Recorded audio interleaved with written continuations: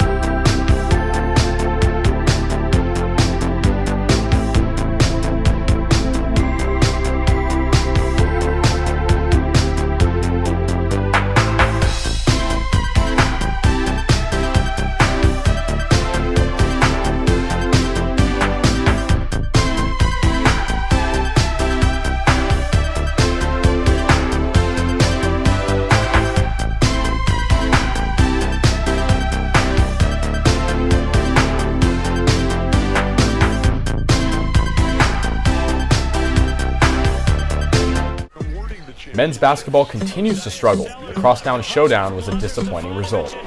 Women's basketball split its series this past week, beating Washington State on Friday, but losing to Washington on Sunday. And the biggest game of the year is set. We have our Super Bowl predictions next on Sports Scene.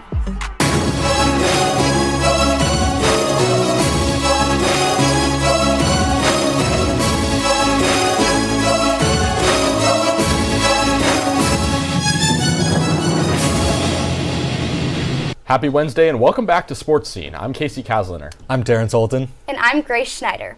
It's basketball season, so let's talk some ball. Last weekend, USC men's basketball lost 65-50 to crosstown rival UCLA. The Trojans allowed 20 offensive rebounds to the Bruins, as well as giving up 24 free throws. The Trojans were out-rebounded, out-hustled, and overall beat up on by the Bruins. Star player guard Boogie Ellis was held to 8 points, including 0 in the second half. Guard Isaiah Sellers was the only double-digit scorer for the Trojans with 10 points. This was the Bruins' first win at Galen Center in nearly 6 years. However, Coach Andy Enfield is still confident in his players.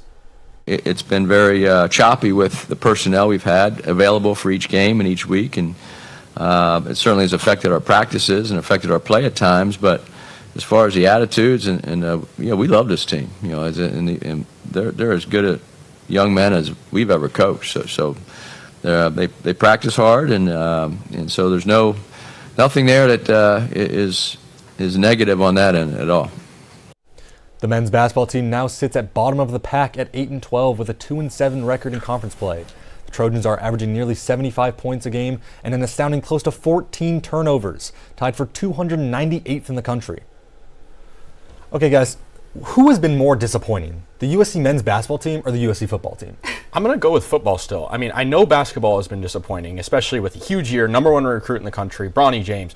But football, it's USC football. We're a football school. USC is a football school. And I think at the end of the day, the basketball team has high expectations, but not the crazy ones that the football team had. I think it's still a disappointing season for them, but I think the football team is always going to be held to a higher standard because it's USC Trojan football at the end of the day. I have to agree with Casey. I know going into the season there were a lot of doubts about our defense, but I really thought they would have put in the work in the postseason and come out a little bit stronger than they did this year. Guys, I'm going to be honest, I disagree. The men's basketball team is trash. They're garbage. I mean, at least the football team, they won 2 ranked games this year. The men's basketball team is 8-12 and are at the bottom of the Pac-12 with Bronny James, Isaiah Collier, #1 recruit. I don't understand how they're this bad. Okay, but you said 2 ranked wins. That's it? Yeah. I mean, but in fairness, their losses are good losses, though, right? I mean, at Oregon. What's a good loss? I mean, in my opinion, a good loss. It's like Washington. The Notre Dame loss was not good. They were blown out in that. But Washington, Oregon, I think those are good losses. UCLA wasn't. Well, maybe basketball will prove us wrong in the next upcoming games. hopefully. Women's basketball has had a strong start to the season, but now sit at 14-4 after struggling in conference play. The Trojans have lost the last 3 out of 4 games, falling to number 20 Utah and number 6 Colorado. Going into their game against unranked Washington, the Trojans were ranked 11th, but after a close loss to the Huskies, USC has dropped to 15th in the top 25. The Trojans sit in 6th place in the Pac-12 with a conference record of 4-4. 6 of the 12 Pac-12 teams are currently ranked in the top 25. This weekend, the Trojans travel up north to take on number 4 ranked Stanford and unranked Cal. The Stanford Cardinal currently lead the conference with a record of 8-1. The Trojans will face Stanford on Friday and the Golden Bears on Saturday. Stanford and Cal's top shooters, Kiki Iriafen and Ioana Kremili, average 19 and 12 points per game respectively. USC will have to find a way to respond defensively to put a stop to these players. So guys, what do you think the Trojans need to do this weekend to capture that big win against Stanford? I think at the end of the day, they're going to have to play a complete game. We saw in a few of these losses, of course the Utah game was a blowout, but we saw in the Washington game, a very close loss. In the Colorado game, missing a layup with minutes to go. I think at the end of the day, you got to play a complete game. You can't let these games come down to the wire. You can't always rely on Juju Watkins to seal the game. Others have to get involved, and I think going ahead in this schedule, it's going to be really tough, and they're going to have to come out at halftime strong. They've struggled in the third quarter as well, and that's going to be something they have to fix to get these big wins. I agree, Casey. I'm really looking for more Rhea Marshall. She's not getting enough opportunities. I don't think she's scoring enough. I think that if you give Rhea Marshall more opportunities, it'll allow Juju to not relax, but give her more opportunities, I guess. So I'm really looking for Rhea Marshall to step up. The Trojans really need to capitalize on making sure that Iriafen doesn't get as many rebounds as she usually does per game, and I think that'll help their chances. For sure. And on the pro side, Super Bowl 58 is set. The Kansas City Chiefs will take on the San Francisco 49ers in Las Vegas, a rematch of Super Bowl 54 in 2020. The Chiefs snuck by the Baltimore Ravens to clinch their 4th Super Bowl appearance in the last 5 years. Baltimore's offense had no answer to the Chiefs' defensive prowess and went quiet for the majority of the game. And Kansas City capitalized on 3 takeaways. The Chiefs look to hoist their 4th Super Bowl trophy in franchise history. The San Francisco 49ers' electric comeback over the Detroit Lions secured them their 3rd Super Bowl appearance since 2013. San Francisco found itself down 17 points at halftime before Brock Purdy's offense went on a tear in the 3rd quarter, swinging the momentum. the 49ers will contend for a 6th Super Bowl win, which would tie the Steelers and Patriots for the most all time. The 49ers' offensive filled with weapons has been led by second-year quarterback Brock Purdy. Christian McCaffrey has been an MVP-level player on the field, and defensive lineman Nick Bosa had 2 sacks last game. For the Chiefs, Patrick Mahomes has been the catalyst for the Chiefs' perennial success. His favorite target, tight end Travis Kelce, has been huge on the offensive side as well. On defense, be on the lookout for defensive tackle Chris Jones, who is always a threat. So the Super Bowl is just around the corner. What do you guys think of this matchup and any predictions for the upcoming game?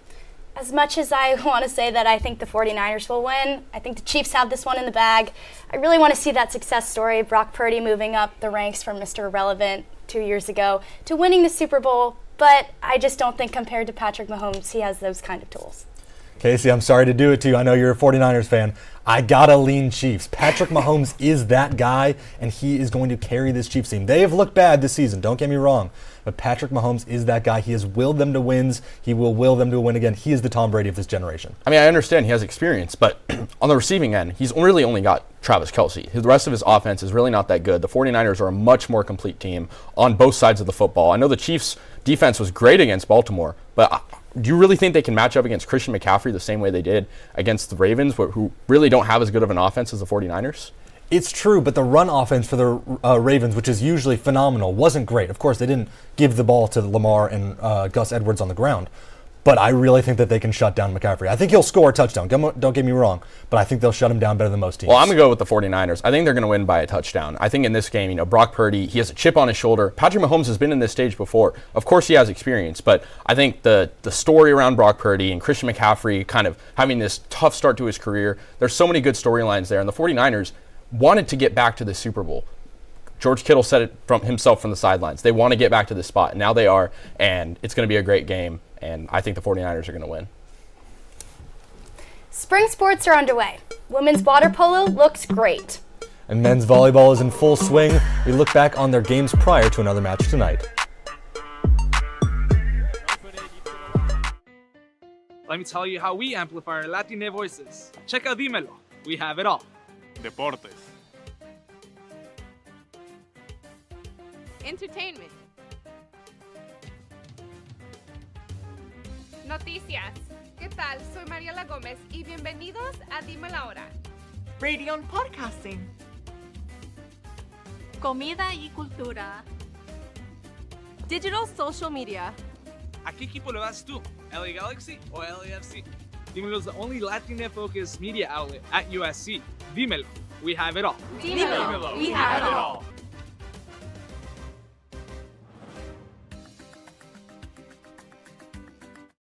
Mr. Owl, how many licks does it take to get to the Tootsie Roll center of a Tootsie Pop? Let's find out. 1, 2, 3. How many licks does it take to get to the center of a Tootsie Pop? The world may never know. There's a new pet. Chia. Chia Pet, the pottery that grows. It's fun and easy. Soak your chia, spread the seeds, keep it watered, and watch it grow. And now grow a whole collection of fun with Chia teddy bears, puppies, kittens, rams, bulls. There's even a chia tree to keep your pets company.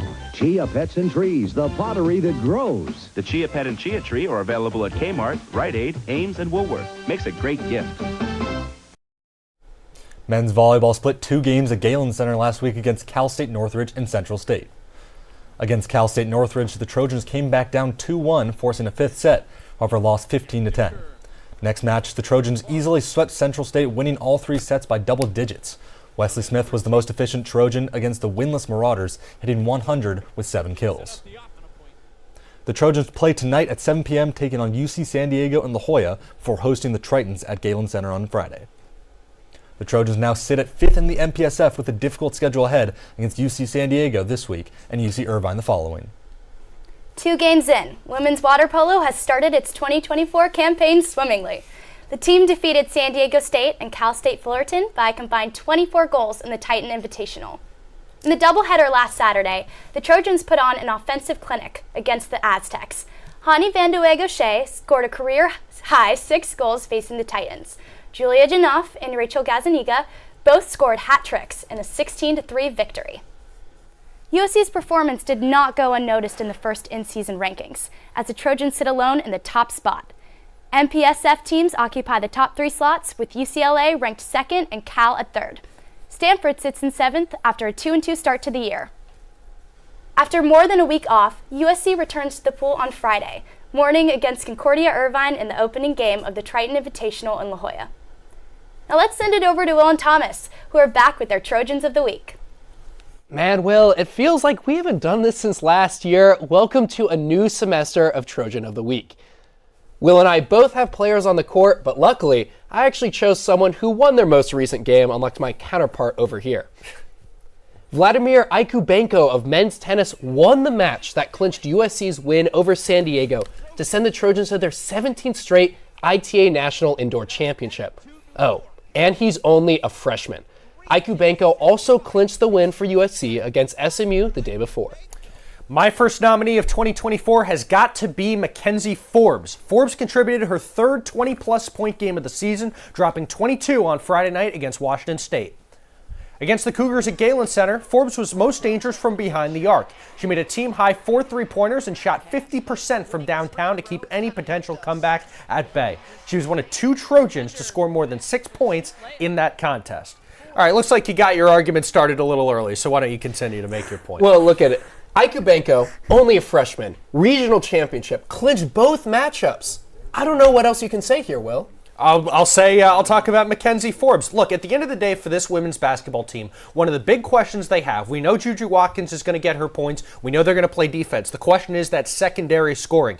Where are you going to get it from? And on Friday night, that answer was emphatically Forbes. Really, nobody else showed up on the offensive side in that game. She made a lot of big shots, helped keep the Washington State comeback at bay. And when Juju Watkins got very, very cold in that second half, she was the one carrying the offense. But Will, on Sunday against UW, she was 3 for 10 from the field, 1 for 5 from 3-point range, only 8 points. You will talk about secondary scoring. Ikubenko swept the SMU matchup in the game he played, came back in the USD matchup. He has ice in his veins. He was born in 2005, man. He's so young, showing up and showing out on big stages. Mackenzie Forbes, we didn't see her against UW. All love to Mackenzie Forbes, but she's not Trojan of the Week. Well, look, sometimes this stuff doesn't show up on the stat sheet, right? USC is a very good defensive team. She contributes there as well. Everyone does their part. And the reality is she's also been a real workhorse for the Trojans basketball team. So of the 80 minutes the Trojans played over the weekend, she was on the court for 73 of them. But did the Trojans lose? In the second game, did the Trojans lose? They lost the second game. Correct. But they won the first game on the back of a tremendous 3-point performance from Mackenzie Forbes. Well, it seems like minutes don't matter if you lose the game, but we'll send it back over to Casey at the desk. The Trojan football team has made some hires to hopefully improve its defense. With Alex Grinch gone, the USC defense is looking to turn things around for next season, including some great hires. Let's send it over to Will at the monitor to discuss more. Yeah, Casey, the USC defense was flat out awful in its final season under former defensive coordinator Alex Grinch. But things might be looking up for the Trojans. Lincoln Riley stole new defensive coordinator Danton Lynn from crosstown rival UCLA to turn around the Trojans' disappointing defense. He also made several other hires in recent weeks to overhaul the rest of the USC defensive staff.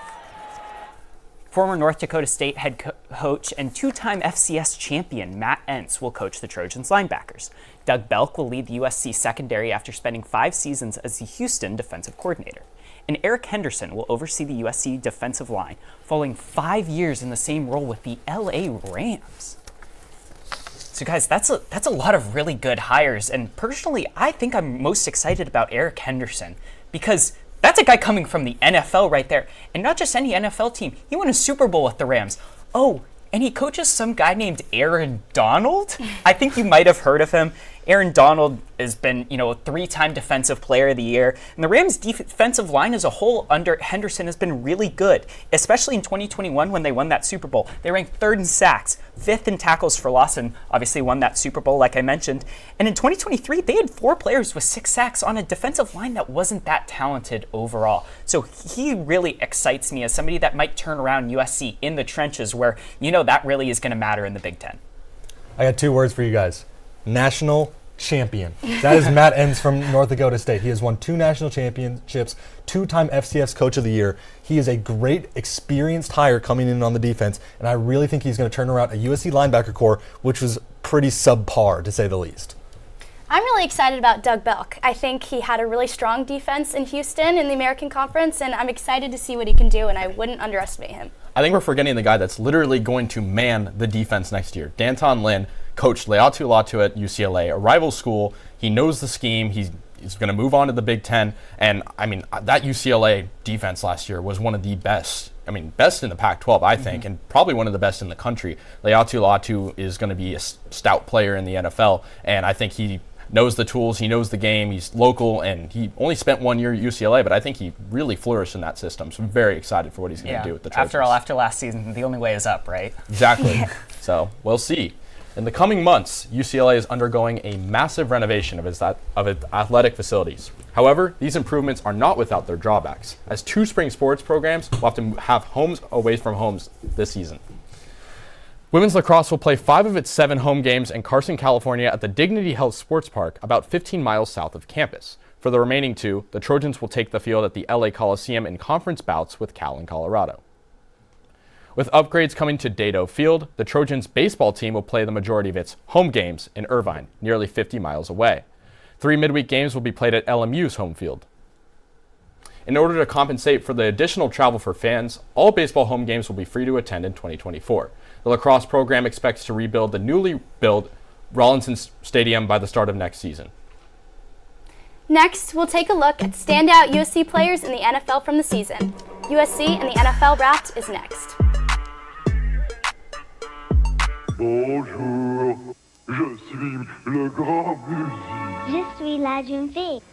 Yes, that's French they're speaking, and no, these children aren't French, they're American. And they've acquired their amazing new language skills from Muzzy, the remarkable new video language program for children developed by the British Broadcasting Corporation. With this unique BBC language course, children learn a second language with incredible ease. 4 delightful videos quickly become their favorite TV show and teaches children the same way they learned English. Learning another language becomes fun. You'll be amazed when your children begin speaking and understanding their new language from the very first day through this unique method. The entire course, 4 videos, 2 audio cassettes, the activity book, and the Parent's Guide and Answer book is available in French, Spanish, Italian, or German. To order, use your credit card and call this number. We'll ship and charge you $28.08 a month for 6 months. Your satisfaction is guaranteed. Call 1-800-424-0700. Okay, this stuff is really amazing. I mean, I put it in my mouth and I taste watermelon, but it's not just that. I taste strawberry too, but it's kind of like a watermelon-y strawberry put together. Hey, hang on. Sorry about that. And the bubbles are really awesome. I mean, that's why they call it Max, I guess, obviously. That sort of makes sense once you think about it. Oh, I'm Dan, and that's Chuck. Hubba Max, a whole new kind of bubble. Hey! As the 2023 NFL season comes to a close, let's take a look back at some former Trojans performed on Sundays. Amon-Ra St. Brown balled out for the Lions, ranking top 5 among receivers in catches, yards, and touchdowns. Atlanta receiver Drake London continued to make acrobatic plays week in and out, despite playing on a bad Falcons offense. Edge rusher Tuli Tuipulotu made a statement in his rookie year after staying home with the LA Chargers. But they weren't the only Trojans to show out this season. Another rookie, Minnesota's Jordan Addison, led all first-year receivers in touchdown catches in 2023. And we'll cap it off with one final pass catcher, the Colts' Michael Pittman Jr., who set a career high with over 100 receptions.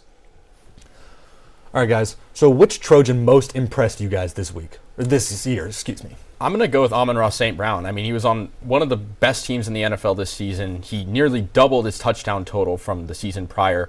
He was a leader of a team. I mean, he's a young guy. He hasn't played many years in the NFL like some of the others, and I think really for a guy of that age and that caliber, he was great on a Lions team that will surely make it back to this stage in the years to come and possibly a Super Bowl. I think this team has what it takes to make it. They did lose to the 49ers, but you don't put any of that on the offense. I think a lot of that was coaching and whatnot. So I think Amon-Ra St. Brown this year is a Pro Bowl snub and a guy that has really been special to watch. I'm going to go with Drake London for the Atlanta Falcons.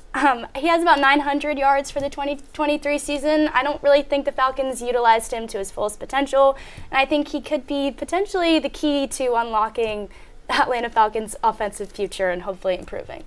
I agree with both of those, especially Casey's Amon-Ra St. Brown. He was phenomenal. But I'm going to go with Minnesota's Jordan Addison. He was on my fantasy football team. I'm a little bit biased. He was phenomenal.